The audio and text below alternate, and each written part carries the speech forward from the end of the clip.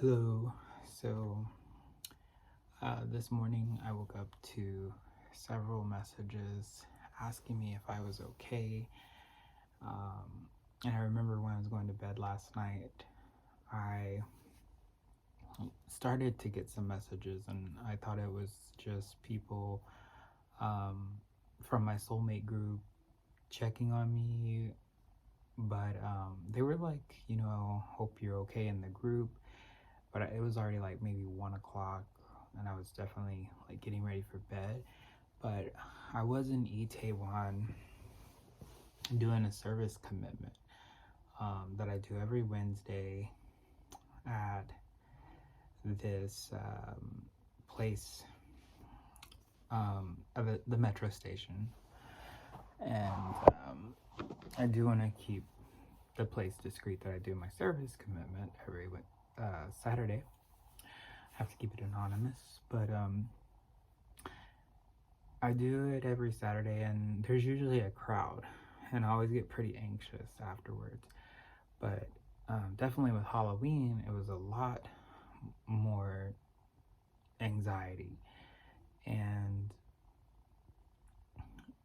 my school that I go to, we even have like we had a school sponsored Halloween party, and they were saying they would give you a bottle of soju, and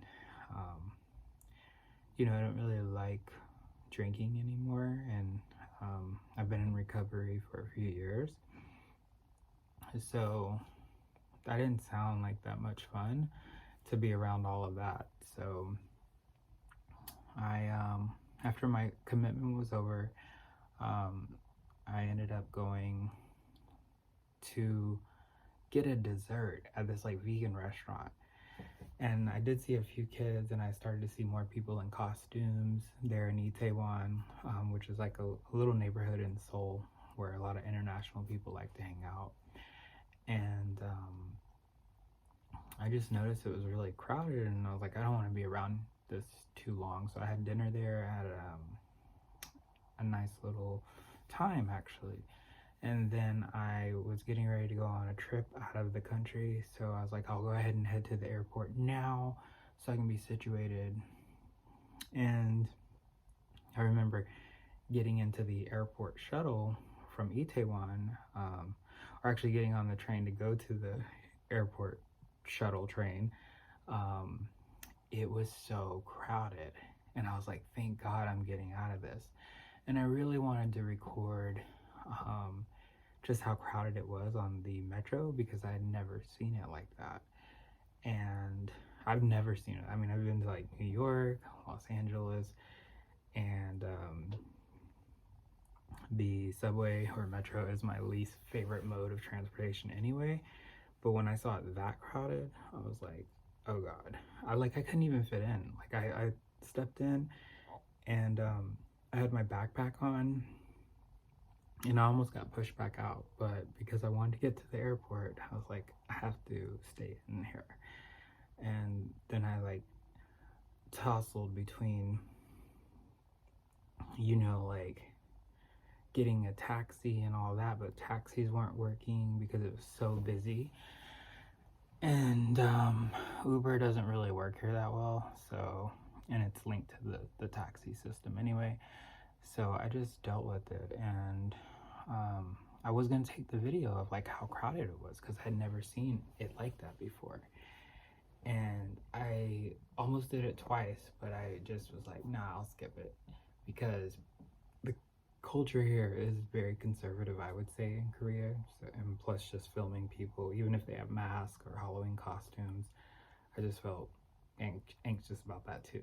So skip that. And then after we got out of Itaewon, the crowd did kind of like disperse, and especially like on the way to the airport. So I just started to feel a lot more relaxed.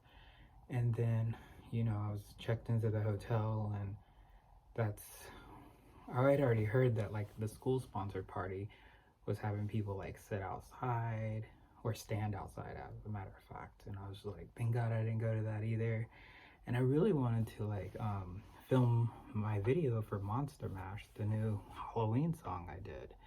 And I didn't do it because I didn't want to be around all of that. I've been going through some stuff, honestly. Like, I've been going through a challenging time mental health wise. I'm only doing my therapy once a week, every Friday, and then I'm doing my like service commitment.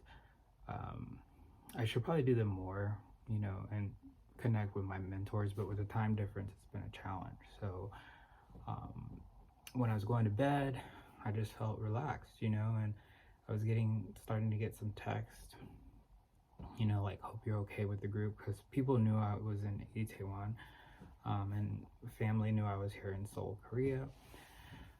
So when I woke up this morning and I saw that news, I was like, wow, like, what happened, you know? And when they talk about like the crowd control and everything like that, the crowd rushing and stampeding, I can understand that, because apparently the Halloween is not considered an actual festival, so there isn't the same type of response that there would be for other national holidays here in Korea, like Chuseok, which is like the Thanksgiving. So there wasn't a lot of authorities out there. You do seem to feel safe in Korea, but I've already had my bicycle stolen, which I've heard bicycles and umbrellas are like community property here, and definitely had like 2 or 3 umbrellas taken. So my rose-colored glasses are off, and you know, things are like, I'm just like really settling in. And you'll also see ads for watch your pockets, you know, for pickpockets. So it's not as safe as you might think, and there are crimes here just like there are anywhere. But as far as my personal space, like, that's one thing I've really noticed here, is like the personal space is not respected the same way as that I'm used to. So there's been many times where I feel like people are like stepping on my toes, or they just push me, or like, you know, the crowd is just, it's just not the same. So I can understand like the crowd rushing and people being trampled over, not being able to breathe. But I'm here studying public health, actually. That's why I'm here at the University of Seoul. And I'm just really sorry for the young people. I heard it's many women, females in their early 20s who have passed, and late teens. And, you know, people are just going out for a good time. And I do believe the Korean government and city could do a way better job of managing public health issues.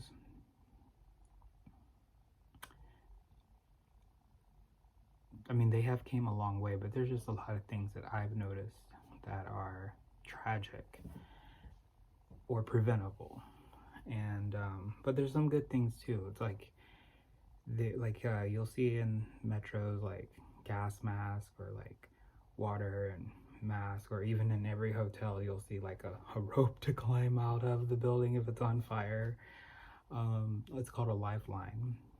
We don't have those in America or LA, or even New York. But like, when it comes to public safety and public health, I do think there's room for improvement. There should have been more authorities there last night. I really believe that. And I felt claustrophobic, and I felt anxious, and I just had to get out of there. So I was right near where the stampede happened and all of that stuff. And I'm just glad I really listened to my intuition. And, you know, like, I do remember those times where I would have fun and go out and drinking. And sometimes I tell people I'm lucky to be alive, because there was a lot of things that were dangerous, you know. I put myself in a lot of danger zones. So, you know, and also back in LA, I work at concerts, special events, done the Super Bowl at SoFi Stadium, BTS concerts, and I'm always aware, like even with the Travis Scott incident, that there can be those crowd rushes and things like that, but you do see an infrastructure of public safety that I did not see last night with all of the public there. And if you look back at the Seoul ferry tragedy, where these 300 students were sailing, they were high school students sailing from Incheon to Jeju Island, and the president of Seoul, Korea, female, their first female president, she didn't respond appropriately, so she was prosecuted and put in prison. She was supposed to have 22 years to life or something like that, but she's already been released. And shockingly, all of the Korean presidents of Seoul, or South Korea, Republic of Korea, all but one have been in prison for corruption. So I don't know how strong the relationship is to the United States, but I know President Biden made a statement on the tragedy, and the United States government is hovering with North Korea doing their bombs, testing and all that stuff. But I just hope that it gets better for the Korean citizens, and that is really what I hope for. But with the Seoul ferry tragedy, like those high school students were in there suffering for like about a day. You know, the boat's going down slowly, and the medical response was hesitant. I don't know why. There's a really good documentary out there by the New York Times you should check out. And the kids were texting their family members and doing live videos, and you know, all of this is while there's rescuers around the boat, but they're not going in the boat to get them, and they're just drowning and tragically dying, you know. So it's like, I don't know what's up with that. But for me, while I'm here, for the rest of the time that I'm studying abroad, I'm gonna try to be as safe as possible and really stay out of any kind of like preventable situations or crowd control issues, public events, because I've already been here 2 months and only have 2 months to go, so try to keep it really safe.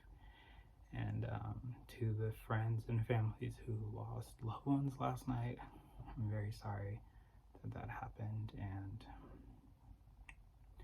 I hope that the Korean government has learned something from this.